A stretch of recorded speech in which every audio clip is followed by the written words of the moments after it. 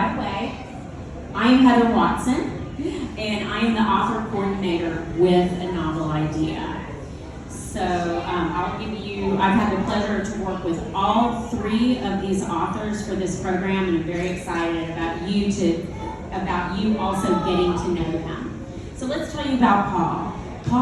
Paul Bolster has done a lot of different things in his life, and he's also been to school a lot too.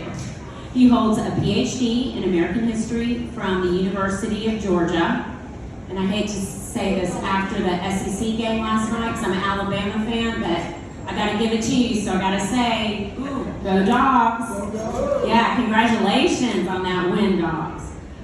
He also holds a law degree from Georgia State University of Law, and what he's really passionate about are the details of Georgia's political history, and he spent 12 of his early adult years as a member of the Georgia House of Representatives. So thank you for that, Paul.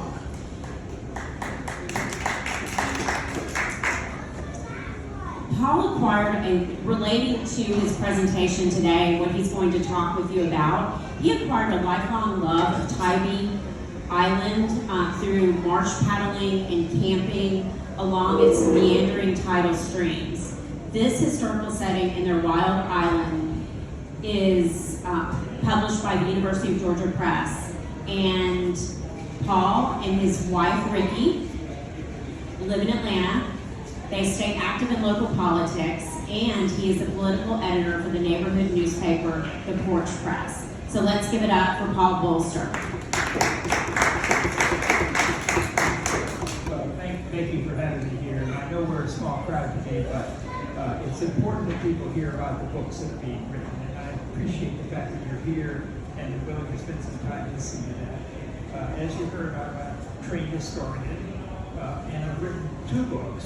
One is a book of nonfiction published by the University of Georgia Press, and it's on the politics of why we have the coast today. It's a little noisy in there. Could you maybe put the microphone a little bit closer so we can hear and understand? Not loud enough? Perfect. Okay. It's a history of the passage of the Coastal Marshland Protection Act. It's probably a good example of how a bill actually becomes a law.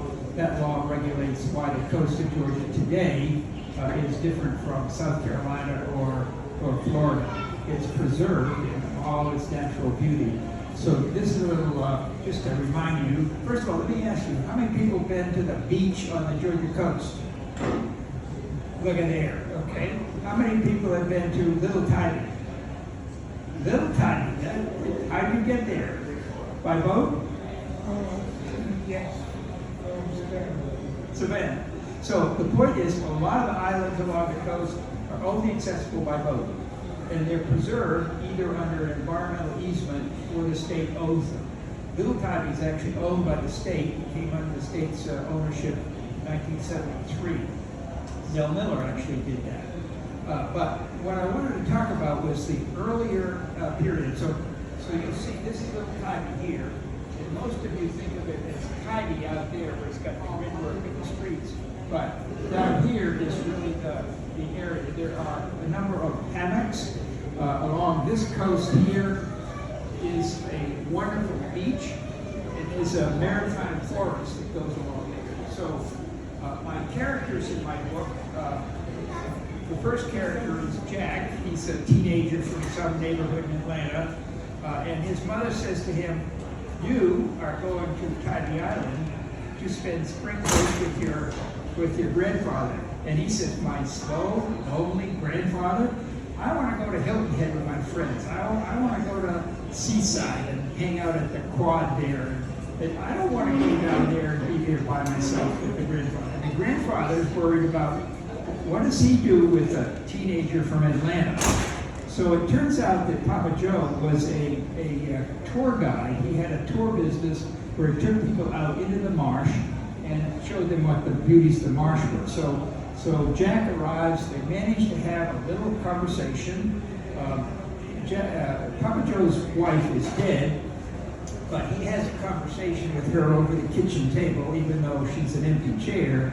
And she tells him, what you do is you listen. So that part of the story is how do we listen to each other? So Jack and Papa Joe manage to find a way to listen, and they develop a plan.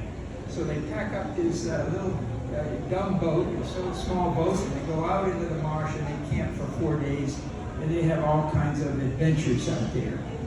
So the story really does a couple of things. Jack shows how he can use, well, Jack gets away from his screens.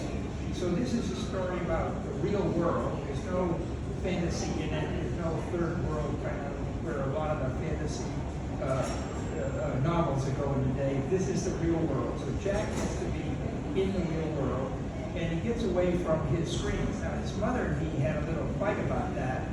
He's not happy. She tried to take them away from him, but he decides they just decide to let him use them and take them with him. They might be relevant on the trip.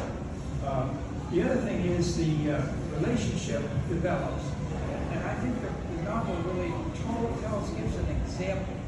My wife tells me she's a great writer herself. She helped me edit some of this. So my wife tells me not to lecture. And the thing about a novel is you show, you don't tell. Well, as a historian, I'm used to telling. So that was a big transition for me as a writer to be able to concentrate on showing rather than telling. That's something all writers try to struggle with when they're doing novels.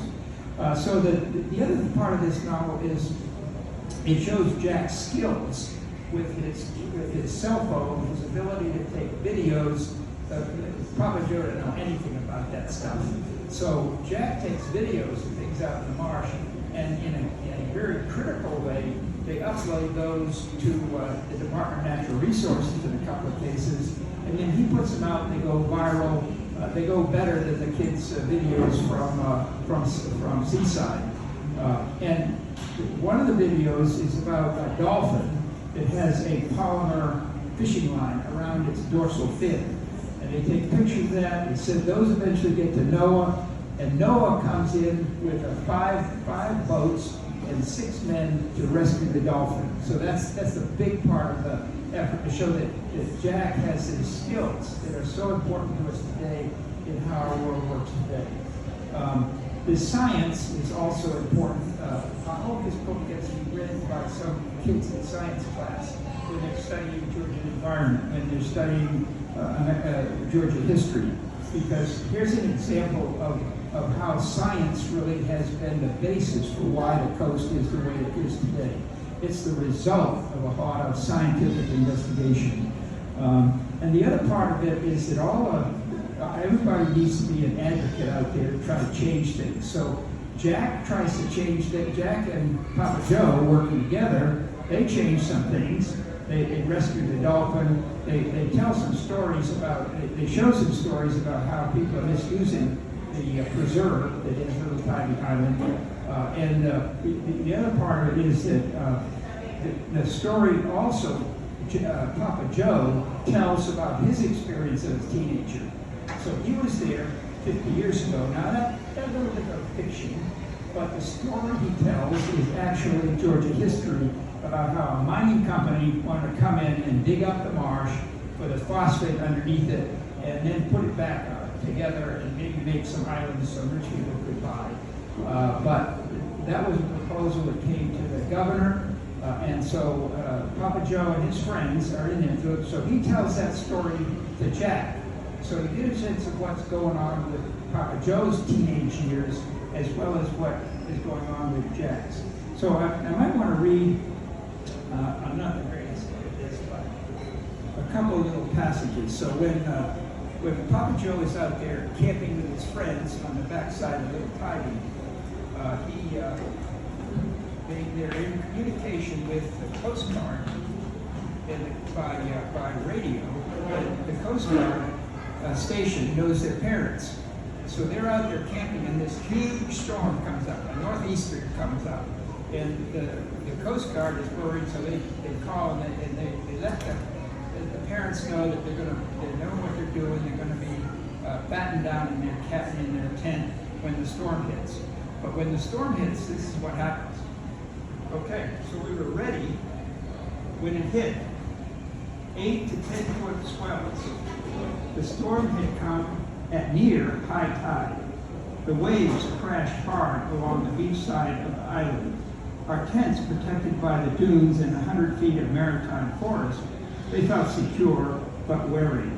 The island took a pounding to the high point of the storm.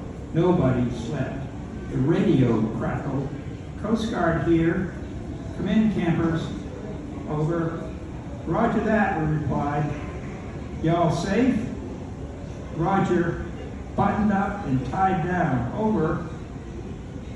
Coast Guard, beware that there may be a sailboat in trouble off the southern tip of your island. Please advise if you see anything. Be safe. They can't come out there with the boats and rescue at the point of the storm. Roger, Coast Guard, we'll advise. Over. Willard turned to us and said, let's get our reindeer together and go check out the other side. When we got there, through the horizontal sleeting rain, they could barely see a 35 to 40 foot sailboat over on its side, waves crashing along its full length, stuck in the sandbar. It wasn't going anywhere. You see any people? Asked Billy. Yes, I see 2 men hanging on the outside of the mast and the side of the boat. I yelled back. Willard, the athlete among us, says, get all your extra line, get that ring we have from the boat, and I'm going out there, and we're going to bring those men, those guys in. Now, I'm not going to tell you what happened. I have to get the boat. But it's a wonderful story told by the grandfather about his experience with in Tiger Marsh. So there's another section which is a rescue. Oh, another section, this is a rescue. And this is Jack and Papa Joe in their rescuing of the dolphin. So they found the dolphin, they cornered the dolphin up a little creek, marsh creek, and here's where it goes there.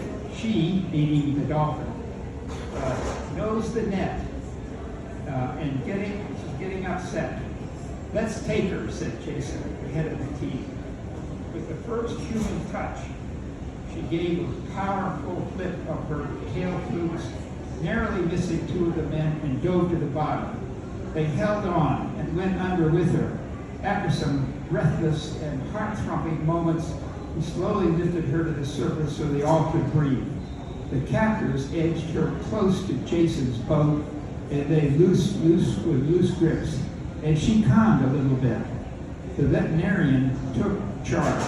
He examined the heavy polymer fishing line wrapped around her dorsal fin, and he knew it had to come off. He clipped it on both sides from the front, where it was dangerously close to the artery, and pulled it through on one side. It's off, said the vet. He decided precautionary antibiotics needed to be, and gave her an injection near the wound. Can I take another minute for a blood sample? And then the blood would help us a lot for the future research. It almost like knowing what they're trying to help. It's almost like she knew they were trying to help, I observed, just before I turned off the video. So, okay, so that's, take the net into the boat, right? Okay, we're good to go. Let's get her out of here. The boats blocked the creek on both pulled aside to the side of the creek, and the men received they released a tight hold. Z-28 swam free. With a firm stroke of her tail, she passed along by Jason's boat and headed to the Marsh River and back to her family. She has a great story to tell her family, I said as the video came to an end. They were done. Cheer went up from 5 to 15 boats. Full-grown, burly men raised their arms in the air and whooped for joy at the success of the rescue. So that's a present-day story of Jack and his Papa Joe in the rescue. So, just some details on the book. It's on sale today for $15. It's available through Maudlin Pond Press. And if you put in Wild, and you order it that way, you don't have to pay any postage or mailing. And it's also available there as an ebook. So Amazon has the same pricing, but they don't give you a deal on that. If people do order on Amazon, we nicely write a review. The number of reviews means how well Amazon publicizes the book. So the uses of the book, I just want to give you a little list here of how I feel the book, I hope the book gets used in the process in the future. First of all, boys getting away from their screens into the real world is a significant part of what needs to happen with some of our young men today. How to develop a relationship. This is an example of a relationship that develops by doing things in the outdoors, in the great outdoors. Lessons learned, the lesson is about listening to others. And it inspired interest in science. So if a middle grade kid is taking science, this inspires him as to its value and its value in the Georgia history and the environment and advocacy. So I did show earlier something I wanted everybody to look at and pay much attention to, but it's the Coastal Atlas. There is a Georgia Coastal Atlas done by Emory University, and it has all of these places, and it hones in on little diving as we did earlier, but it has like 30 videos you can watch. People talking about different aspects of the coast, and a whole variety of information. That one site put together by Emory is a great way for young people to actually research and know something more about the boat. So I appreciate you here. I know we're a small crowd, but I love talking about this, and I hope I hope the other authors, interested to see what the other authors have to say. So thank you very much. Do we have any questions for Paul? Yeah, question. Anybody have any questions? I should have done that very much since I'm much better at that. I used to be a college teacher, so I love when somebody interrupts me, so it means they're interested in something.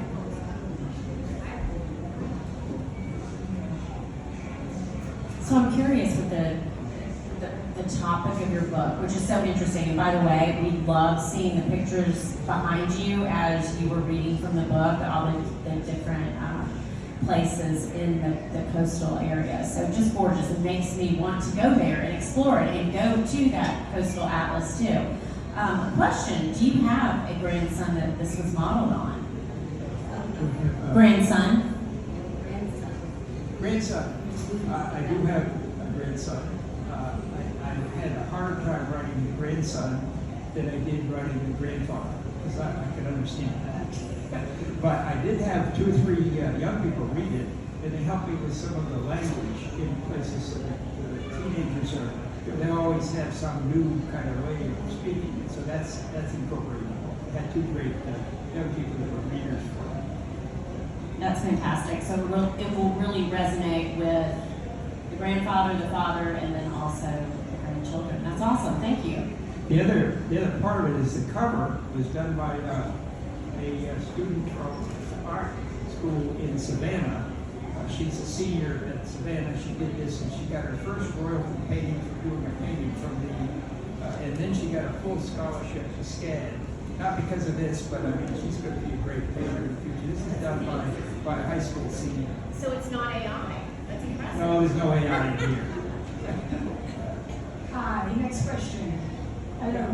I've been to Tybee Island once and spent quite a lot of time in St. Simons, and also 5th grade trip for all my kids, my 3 kids. We went to Cumberland Island, and it was fascinating. So I'm really interested in your story. But the first question I had when I was kind of thinking about 20 minutes ago was, are you actually going to Tybee to promote your book? I think you were asking, why did I write about Tybee? No, but are you actually taking this book to Tybee Island to promote it? I do live there. There's people on Tybee that live there, right? She's asking, are you taking your book to Tybee Island to promote it? Yes. I've been down there, a nice little trip, got some nice new pictures from there. And it's in a lot of the gift shops and in the Tybee Marine Science Center there. I'm hoping they have a little session where we can talk about it. It's that the Wadland Pond Press is located on Tybee. It's a bunch of writers, and so they know the locations there where books kind of sell. A lot of their other books are there. It's a wonderful little publishing company that has lots of books, and it's also online as an ebook. So I'm hoping soon it'll be an ebook on Amazon. So folks that read it on a screen can get it at a much cheaper price that way.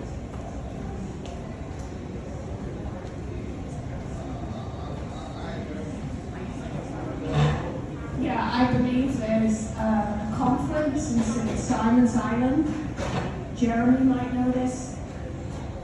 I know around that area there is a Southern conference which they would be interested, I'm sure.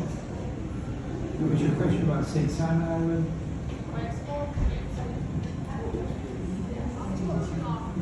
Well, St. Simon is, that's accessible by car.